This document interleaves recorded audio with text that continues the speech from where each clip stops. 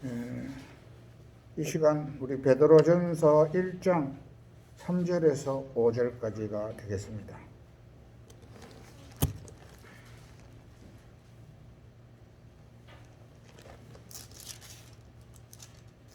베드로전서 1장 3절에서 5절까지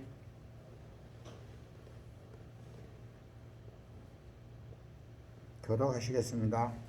우리 주 예수 그리스도의 아버지 하나님을 찬송하리로다. 그의 많으신 긍휼대로 예수 그리스도를 죽은 자 가운데서 부활하게 하심으로 말미암아 우리를 거듭나게 하사 산 소망이 있게 하시며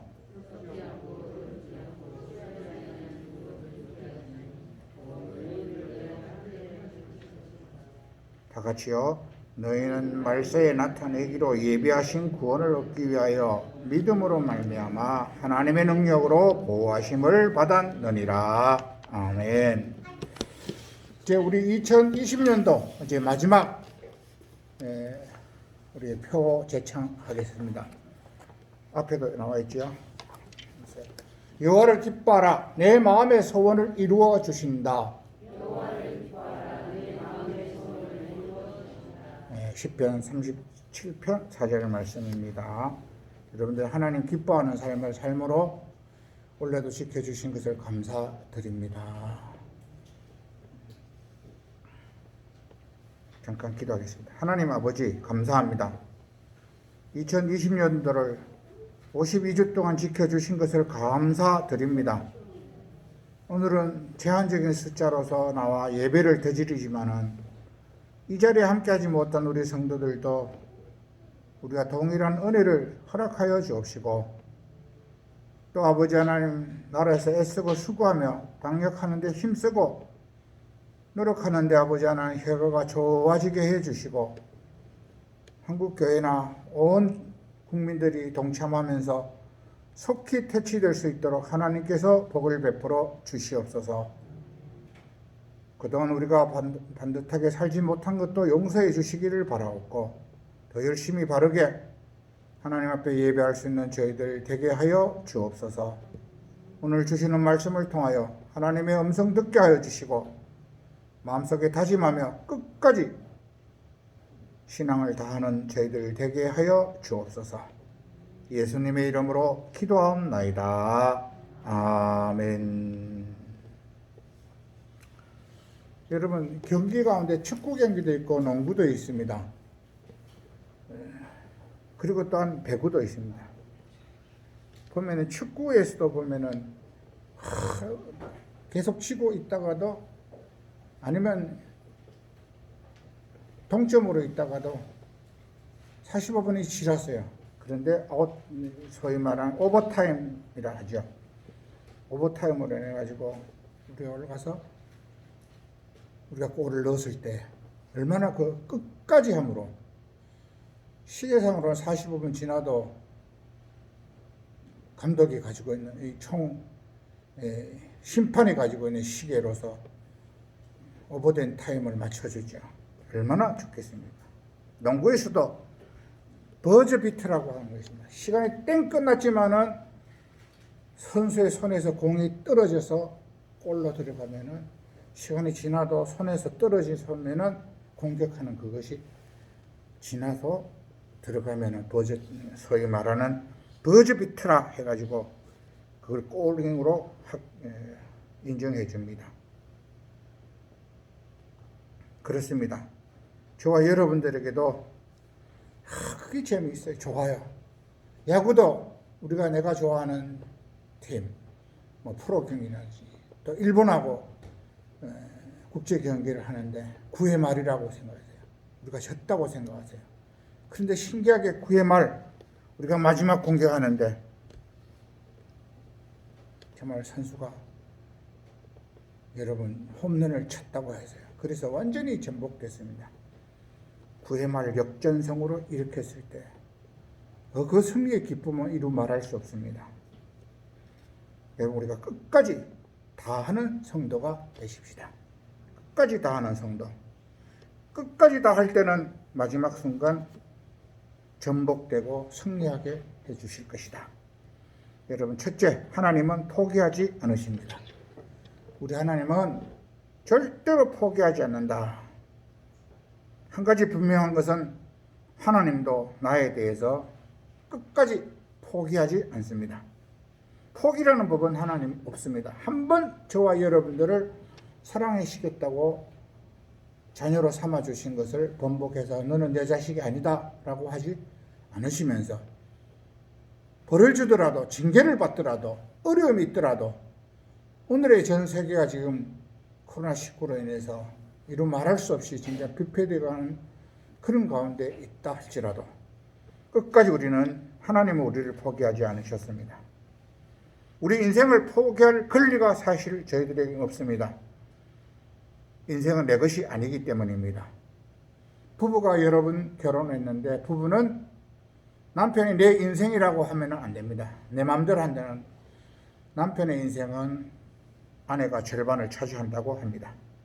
아내 또한 결혼했으면 아내의 인생에도 남편이 절반을 차지한다고 합니다.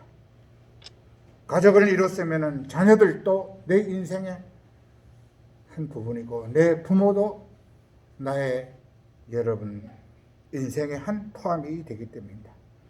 그래서 이것이 바로 윤리요 도덕이요 가족이라고 하는 울타리가 있습니다. 그렇습니다. 인생은 내 것이 아닙니다. 그런데 여러분 지금 우리 한국 사회에 알게 모르게 정말 무서운 일들이 있습니다. 무슨 사건만 터지면은 극단적인 방법을 통해서 자살하기도 합니다. 그러잖아요. 서울시장도 자살하고 또 무슨 이번에 무슨 어느 차관 이리저리 하는데 그냥 자살하고 극단적인 방법을 택하는 것은 인생에 자기가 자기 인생을 책임진다고 하는 것을 여러분 그건 아닙니다.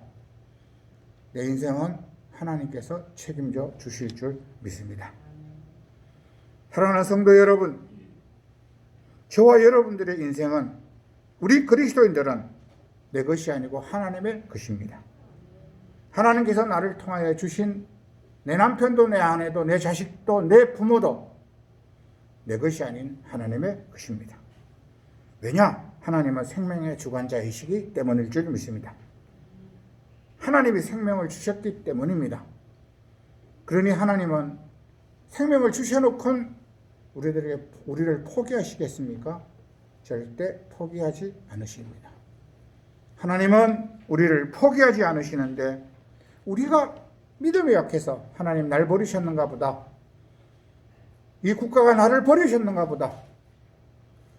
우리 회사에서 우리 조직에서 상관이 나를 버리는가 보다 하고 극단적인 방법을 취하는 것은 지극히 잘못된 것이라 생각했습니다.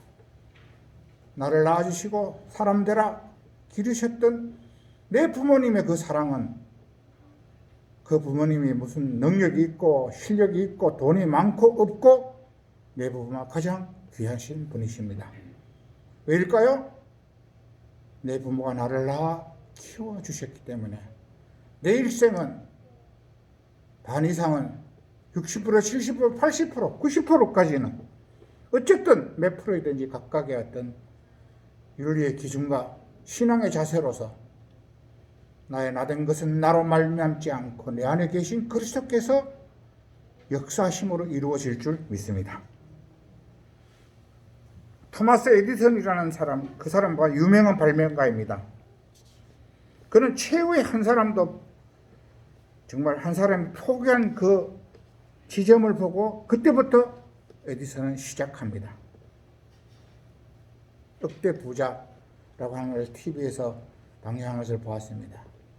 이것도 해보고 저것도 해보고 식당도 해보고 뭐들 해보고 다 해서 다 안 되는데 가만히 생각하니까 기업에서 또는 반품 받아온 것, 무언 받아온 것 그것을 수리해가지고 그게 정가가 예를 들어서 10만 원 같으면은 그 정가에서 완제품으로 만들어서 10만 원을 예를 들어서 6만 원에 판다. 그러면 소비자들은 여기가 뭐가 됐는데 이걸 고쳐서 있는데 똑같구나. 그러면 10만 원짜리 6만 원 사니까 얼마나 좋아요. 그렇게 준비하면서 일을 시작해서 서울 변두리 땅, 경기도 땅, 그거 그냥 땅 넓은데 그게 넓게 주차장 시설해서 고객들을 맞이하면서 1년에 10억까지 번다고 하는 것을 내가 보면서 와, 이 사람 차관이 대단하다. 여러분, 사람들은 다 포기할 때 토마스 에디슨도 사람들이 포기하고 실수하고 좌절했는데 그때부터 시작해서 발명하였답니다. 그래서 그는 세계 최고의 발명가가 되었습니다. 여러분, 최후의 성자는 웃게 되어 있습니다. 에디슨은 제조소를 만들어 경영하는 아버지의 정말 셋째 아들로 태어났습니다. 7살에 미시간주에 있는 호트 유런이라는 곳에 이사를 가고 학교를 들어갔습니다. 학교를 들어가자마자 3개월 만에 그 학교에서 퇴교 처분을 받았습니다. 퇴학을 받았어요. 그러니까 집에서 공부할 수밖에 없었어요. 어머니는 그를 지극하게 공부시켰는데 뭘 가르쳤는가? 예수 사상을 심어주었습니다. 예수님 너를 포기하지 않았다. 너가 우리 집에 얼마나 귀중한데 셋째 아들로서 너를 지울 수도 있었는 그런 어려운 가운데도 너를 살렸고, 집안은 가난하여서 12살 때 철도의 신문 기자에 과자를 팔면서 시간을 절약하고, 그래서 그냥 화물차 칸에서 잠을 자기도 하고 그것을 실험실로 옮겨서 실험도 하고 신문을 팔면서 여러 가지 일들을 기차관을 실험실로 만들고, 화재가 일어나서 그 차장에게 얻어맞기도 하고, 그래서 에디슨은 길을 얻어맞아 청각장애자가 되었습니다. 그러나 에디슨은 포기하지 않았습니다. 사람들과의 교제도 끊지 않고 연구에만 몰두하였습니다. 15살 때 역장집 아예 그 생명을 구해준 답례로서 그 역장은 에디슨에게 전기 기술을 가르쳐 주었습니다. 1869년까지 미국과 카나다의 여러 곳에서 전신주들로 일을 하였답니다. 그는 보스턴에서 정교하게 실험적 연구란 책을 읽고, 패러데라고 하는 분의 그 책을 읽고 감명을 받았다고 합니다. 책의 복잡한 수식어, 그런 어떤 숫자적 계산 이런 데 흥미를 느끼면서 책이 나오지 않는 시험을 하였습니다. 그래서 1868년에 투표지를 이렇게 체크하는 기록기를, 요사이 보면은 은행에 농협에도 가면은 그냥 1,000원짜리든 5,000원짜리든 10,000원짜리든 50,000원짜리든 그것도 집어넣고 동전도 집어넣으면은 다 분리해가지고 슉 나온답니다. 그것도 에디슨이 처음 시작해서 만들었답니다. 여러분, 그분이 말한 유명한 말이 있죠. 천재란 99%의 노력에 1%의 하나님의 영감이 더해질 때 천재가 된다는 것. 여러분, 힘들고 어려우세요? 끝까지 해보세요. 몇 번이나 좌절했습니까? 얼마나 많은 친구들과 사회에서 주어지는 조건이 나를 이렇게 험악하게 만들었다고 생각하십니까? 하나님이 없는 것 같습니까? 하나님은 살아 계십니다. 그래서 모든 인류대의 어두운 그곳에서 피라미드이라는 것을 발견해서, 피라미드지요. 반짝반짝하는 거. 그래서 여러분 불을 밝혀 주었습니다. 그 전기로 인해서 여러분 중세, 다음에 근세, 20세기, 21세까지 이 전기로 인하여 우리는 이렇게 편안하게 살 수 있게 주었습니다. 여러분, 끝까지 하나님은 우리를 포기하지 않으시고 우리는 끝까지 감당하는, 오늘 2020년도 12월 27일 하나님은 우리를 버리지 않으셨습니다. 여러분, 두 번째로 마지막 1시간까지라도 기다려 보십시다. 한번 따라하세요. 마지막 1시간까지라도 기다려 보자. 마태복음 20장에 나오는 포도원 비유에서 포도원에 일이 많았습니다. 아침부터 나와서 포도원에 일할 사람들을 한 데나리를 주겠다고 약속하고 품꾼들을 기용했습니다. 그런데 제 11시간 오후 5시입니다. 오후 5시에도 사람을 기용했습니다. 그런 제 12시까지 1시간만 일해도 되는 상황이 되고 말았습니다. 1시간 일한 사람에게도 똑같은 한 달란트를, 여러분, 한 데나리온을 주었습니다. 달란트가 아니라 데나리온을 주었습니다. 사랑하는 가학교성도 여러분, 끝까지 1시간, 남들은 7시간 일을 해도 약속한 대로 데나리온을 받았고, 마지막 1시간 남았는데도 여러분 스카웃 되어서 똑같은 임금을 받았습니다.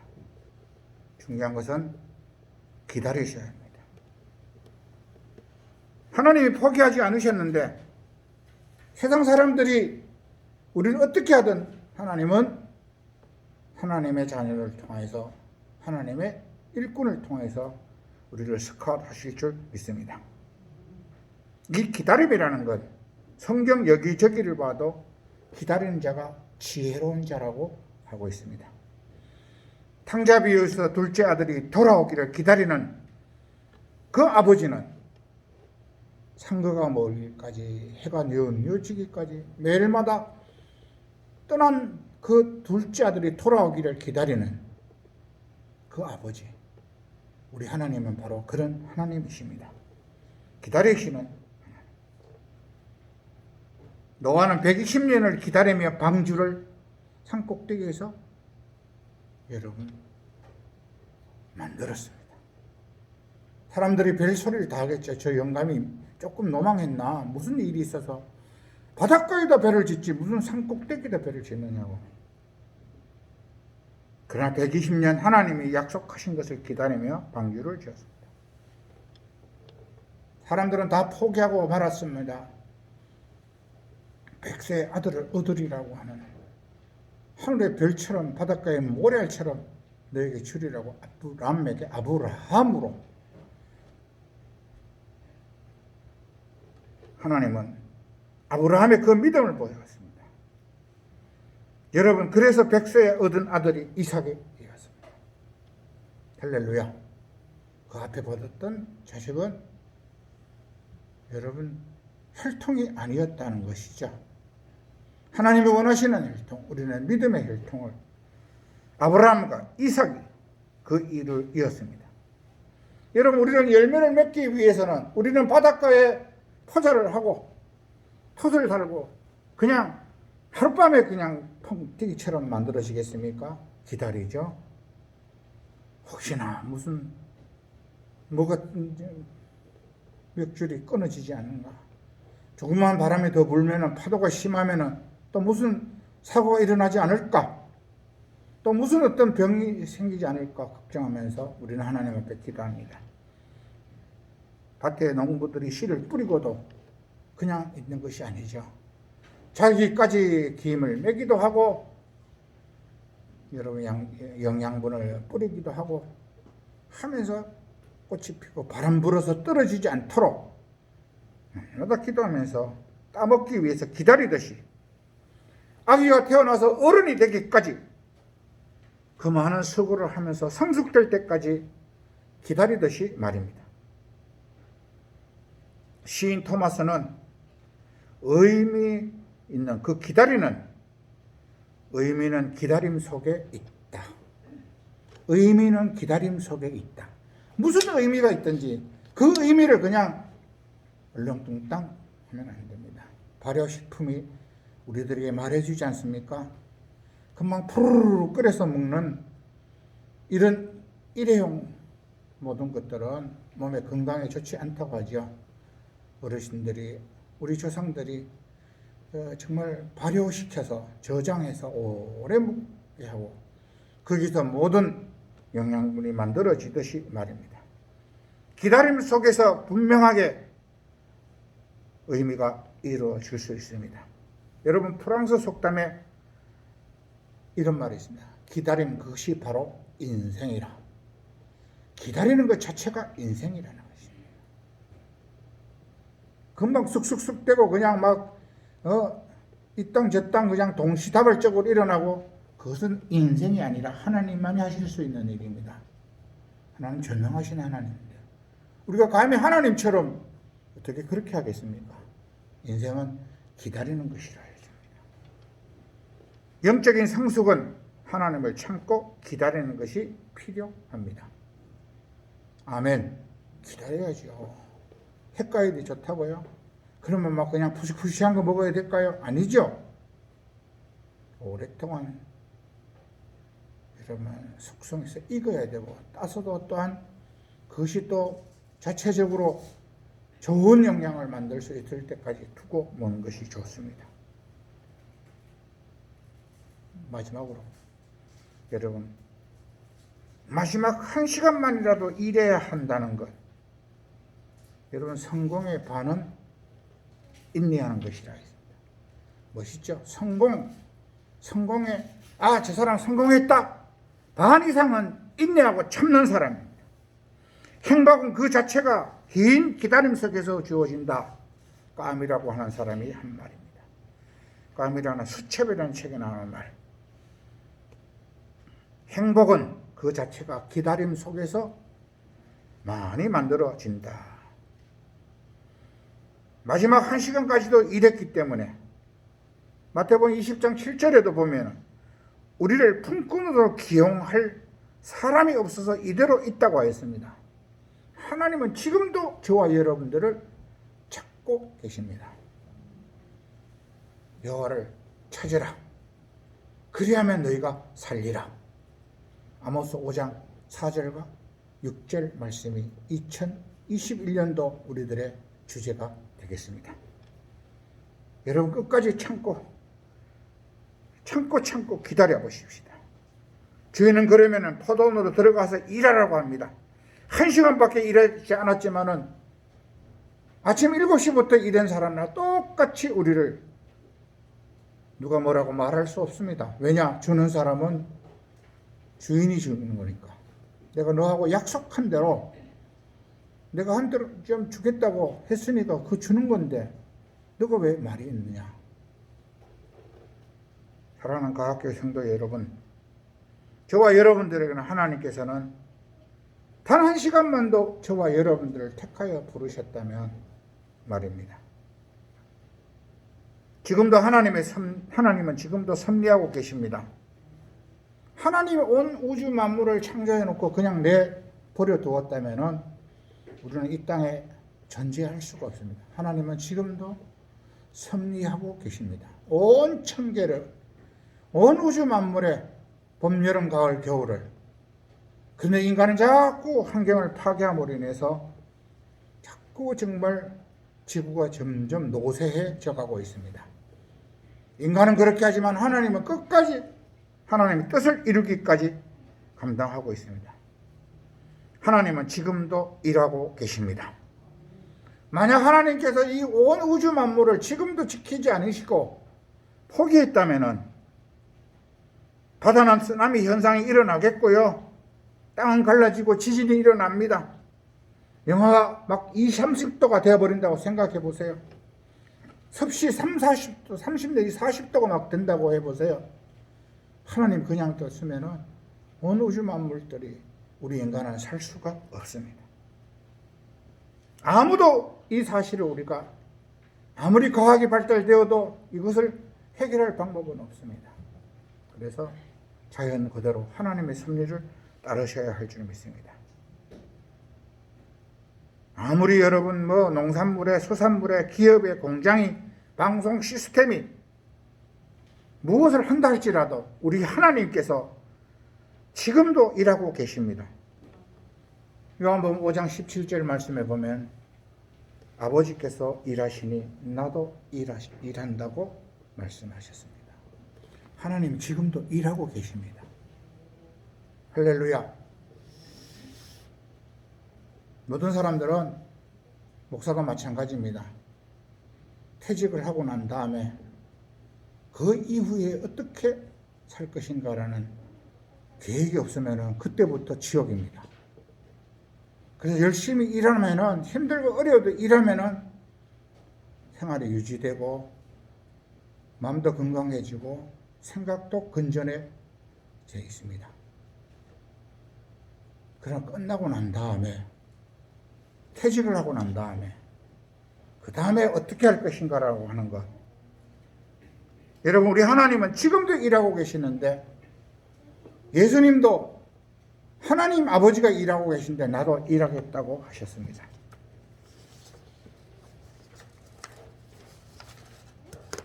요한복음 15장에도 보면은 하나님을 뭐라고 표현하는가? 포도나무 비유에서 하나님은 농부라고 하셨습니다. 농부는요 절대 쉴 수가 없습니다. 하나님은 지금도 쉬지 아니하시고 일하고 계십니다. 하나님은 스스로 나를 자신을 농부라고 했습니다. 하나님은 우리 어촌에 있는 저와 여러분들에게는 하나님은 우리의 선장이 되십니다. 배의 선장이 되셔서 저 바다의 의장의 주인이 되셔서 지켜주시는 우리는 하나님의 부름받은 일꾼이 되어야 할 줄 믿습니다. 말씀을 마무리하겠습니다. 사막의 전도자라고 하는 카레트라는 사람은 이런 말을 했습니다. 하나님은 우리에게 배와 노를 주셨지만 하나님의 배와 노를 젓지는 않는다. 배를 주고 노를 젓는 노를 주었으니 너희들이 배를 운항하고 노를 져가야만 할 것입니다. 그것이 바로 우리들의 몫입니다. 아니 사막에서였던 그 전도자인데 왜 바다 얘기를 합니까?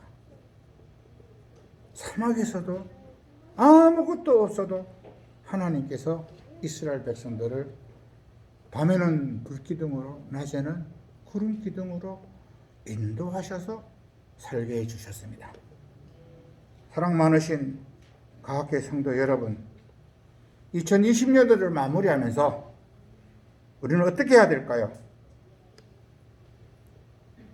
저와 여러분들은 정말 우리는 그저 존재로서의 인간이라고 하는 생각 속에 있는 존재로서 인간이라, 조금 죄송합니다 표현은, 휴먼 비잉이라고 합니다. 휴먼 비잉. 그런 존재로서의 인간이지만 거기에 이제 한 단계 더 가서 휴먼 두잉이라, 일하는 인간이라. 그렇습니다. 저와 여러분 포기하지 마시고 끝까지 하나님은 우리를 보고 계십니다. 요한복음 6장 27절에도 우리는 썩을 양식을 위하여 일하지 말고 영생하도록 하는 양식을 위하여 일하라.